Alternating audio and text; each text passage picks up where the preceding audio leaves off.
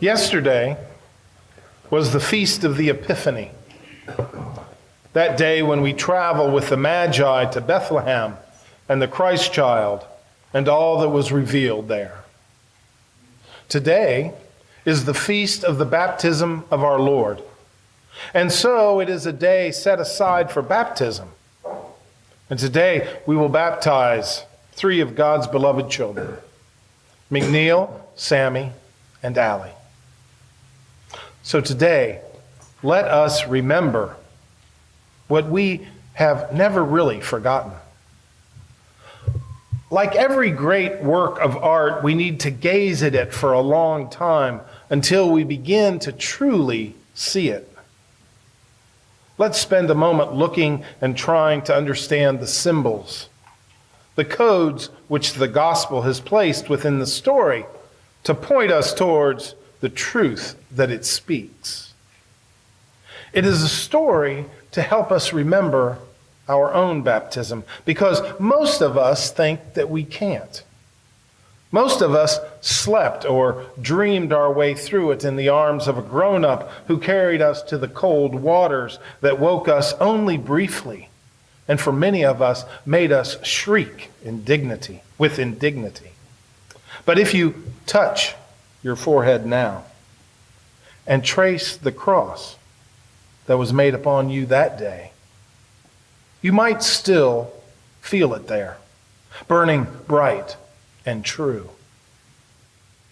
Remember the lightning scar on Harry Potter's forehead that marked him forever as the boy who lived?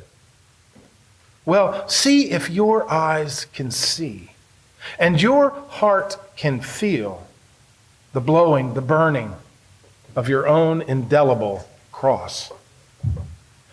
That is what remembering can do.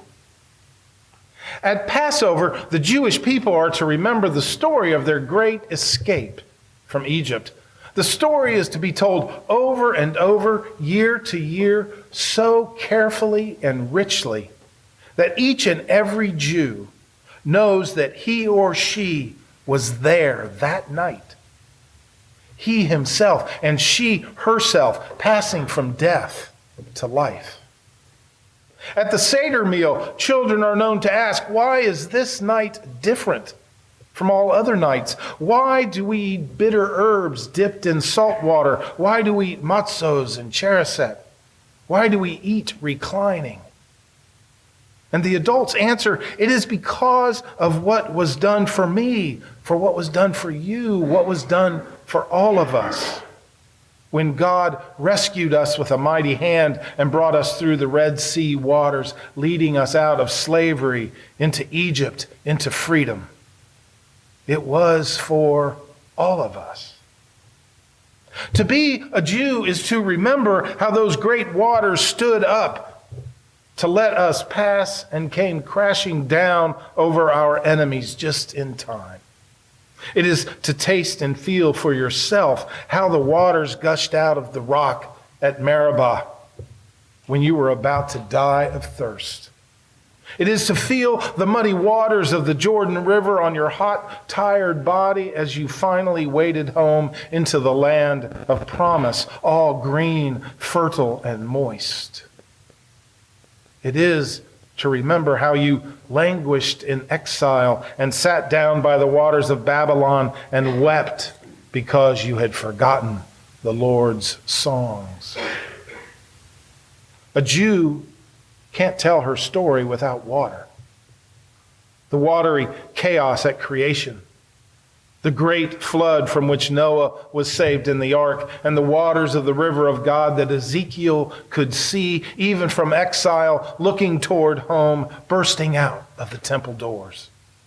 Even today, when a person wants to become a Jew, he or she must learn the stories and then be baptized, going under the sacred water 3 times. If you were born a Jew, already the waters of God's saving love run through your veins. But to become a Jew, you must go to the waters and bathe in them. There was a time, though, back in Jesus' day, when to a man named John, it seemed like the water in the veins was not enough anymore. And that the Jewish people had lost their Jewishness through sin. He said, your blood, your birth, your history, none of that matters anymore because of your cold hearts. You need to come back to the water and get born again and get new, warm hearts. And the people did. They were so hungry and so thirsty for God, so sin-sick and lost, that they came in great crowds. And we don't know why, but Jesus was with them. Maybe he just wanted to be with the people. Maybe he just wanted to be near his people. Just like all the others, he laid himself down in his cousin John's arms and let happen what would happen. And breaking the waters as he came up, God came to him like a dove, saying, you are my beloved child. You are my chosen one, my delight. You. The truth of who he was flooded Jesus. In an instant, he knew unshakably that he was loved by a God with a fierce, forever love, and he knew what he had to do with that love.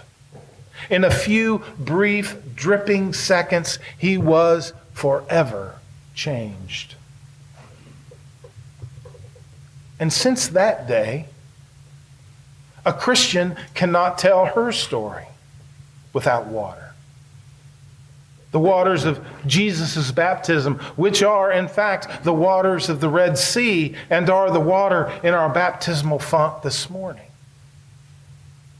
In some wonderful, amazing, mysterious way, stories get all mixed up together in our hearts and minds, so that Jesus remembered the Red Sea, and we can remember Jesus' day in the Jordan. And he and Noah and Moses can be with us at our baptism. And today we can remember and feel and taste all those waters. When you come by the font today, touch the water and see what you remember. Can you feel creation's water and the water in Jacob's well? And the water Peter walked on when Jesus bade him come? Can you feel Jesus' arms around your waist leading you down into Jordan's waters, walking at your side, urging you on, going under with you, breaking death's hold over you, lifting you up to new life?